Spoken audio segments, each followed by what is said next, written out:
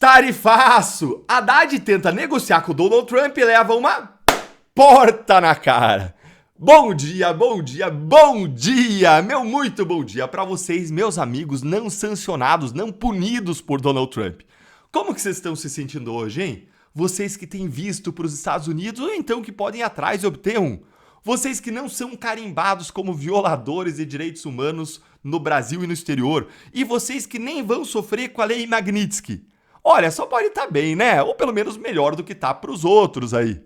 Pois é, enquanto tá bem pra gente, o governo Lula ele sofre. E nesse nosso encontro com justiça eu vou te mostrar duas coisas. Primeiro, como que o Haddad tentou negociar o tarifaço com o governo americano e levou uma porta na cara humilhante de Donald Trump.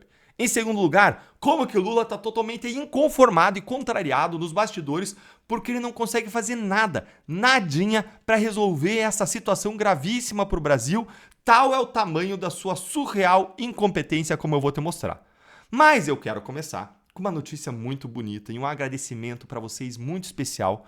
Vocês me colocaram, ou melhor, vocês nos colocaram, mesmo sem eu ter mandato, sem eu ter cargo público, dentre os políticos mais influentes do Brasil nas redes sociais, no top 20. Olha aqui que eu vou mostrar para você, aí ó, no top 20. Nós estamos juntos aqui por esse trabalho que a gente faz junto, que não é meu, é nosso, é de todos nós. Nós estamos à frente, por exemplo, do ministro da Fazenda, Fernando Haddad, com toda a visibilidade que ele tem, gente.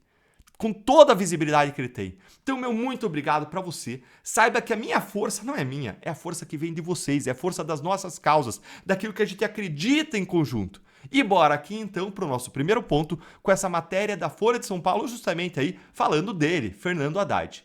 Aí, equipe de Haddad procurou o Tesouro Americano e foi informado que o tarifaço está com a Casa Branca. Ou seja, está lá na mesa do Donald Trump. Gente, mas que humilhação isso aí. Meu Deus, tenha misericórdia de nós brasileiros, porque eles estão completamente perdidos lá no governo Lula. Eles não sabem o que fazer, que nem cego em tiroteio. É muita incompetência deles. Mas é pior do que isso, porque não é eles. Nós estamos perdidos, porque quem vai sofrer com a incompetência, com a inoperância, com a arrogância desse desgoverno Lula a partir do 1º de agosto, quando o tarifaço chegar sobre as nossas costas, vamos ser nós, todos nós. Olha o Haddad levando aquela portada na cara aqui, ó. O ministro da Fazenda, Haddad, procurou, por intermédio da assessoria, o secretário do Tesouro dos Estados Unidos, Scott Bessent, para negociar, diante da ameaça dos Estados Unidos, de aplicar essa sobretaxa de 50% sobre os produtos importados lá nos Estados Unidos, a partir do Brasil. Em resposta, a equipe do Bessent informou, no entanto, que o caso brasileiro está com a própria Casa Branca, ou seja, está na mesa do Donald Trump. Com isso, os canais formais de negociação entre os governos brasileiro e americano seguem fechados. Eles simplesmente não têm para onde ir. Eles não têm com quem falar. Eles não sabem o que fazer. Tudo porque Lula desenhou do Trump desde antes das eleições, desde o primeiro momento. Chamou Trump de fascista e de outras palavras do pior tipo que tem. Não deu parabéns depois da vitória do Trump e só debochou e provocou do americano até com jabuticaba. Ele, Lula, está colhendo o preço da sua arrogância. E aí agora, em vez de buscar canais de diálogo e buscar abrir conversas de alto nível dentro do governo americano, o que esse governo faz? O que o Lula faz? Dobra a aposta e provoca Trump ainda mais. É inacreditável. Olha que idiotice que o Lula disse e fez nessa semana. Nós não estamos numa guerra tarifária. Guerra tarifária vai começar na hora que eu der a resposta ao Trump, se não mudar de opinião, porque as condições que o Trump impôs não foram condições, adequadas. Ninguém pode, ameaçar um partido com uma decisão judicial. Quem sou eu para tomar a decisão diante da Suprema Corte? O cidadão que ele defende está sendo julgado por um crime que ele cometeu, que está nos autos do processo, dito por eles próprios, não é por mim. A segunda coisa é que nós, no Brasil, vamos fazer respeitar as leis para as empresas brasileiras e para as empresas americanas. Não tem essa de um poder ser punido, outro não. Todos serão tratados de igualdade de condições. E a terceira coisa, foi a falta de conhecimento do presidente Trump sobre a questão do superávit comercial. Eu não acho ruim que o Trump esteja defendendo os interesses dos Estados Unidos. Agora, o que ele tem que levar em conta é que eu tenho que defender os interesses do Brasil. Gente, alguém tira, por favor, esse maluco aí que entrou na cadeira de presidente da República do Brasil?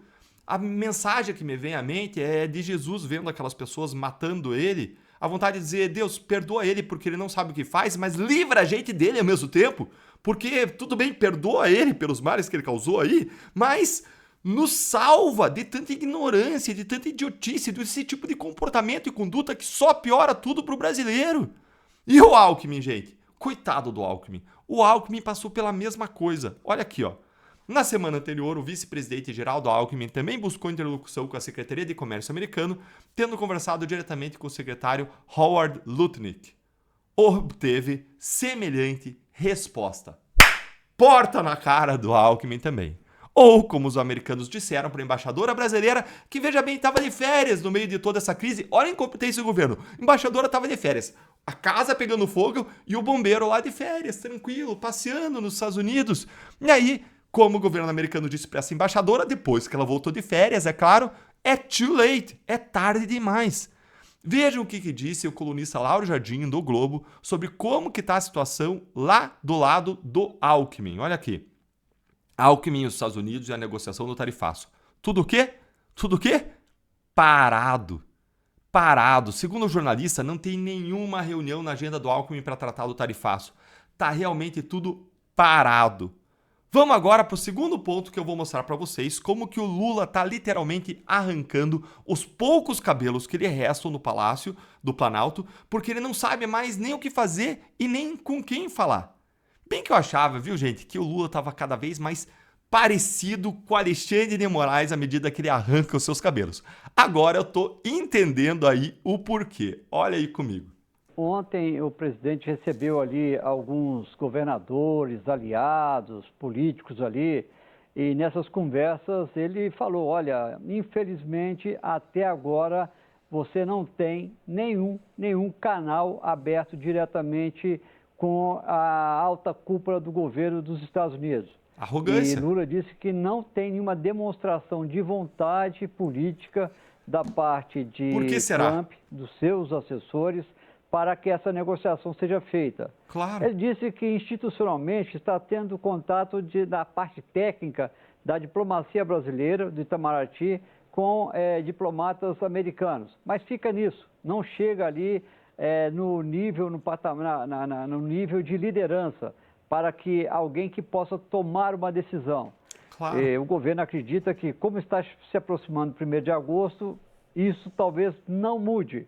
Por isso, o governo ainda aposta tem uma última expectativa de que o tarifaço seja adiado. Não comece no dia 1º de agosto, dando tempo para que o Brasil consiga convencer os Estados Unidos a retomar as negociações. O problema é que, com o Brasil, até agora, tem o componente técnico, mas o que está pesando muito mais é o que a Leilani disse, é o componente político. Claro. É colocar ali na mesa de negociação, hoje, o que o Brasil não aceita nem pode, o julgamento do ex-presidente da República, Jair Bolsonaro, no STF. Isso é você ferir a independência do judiciário brasileiro, do STF.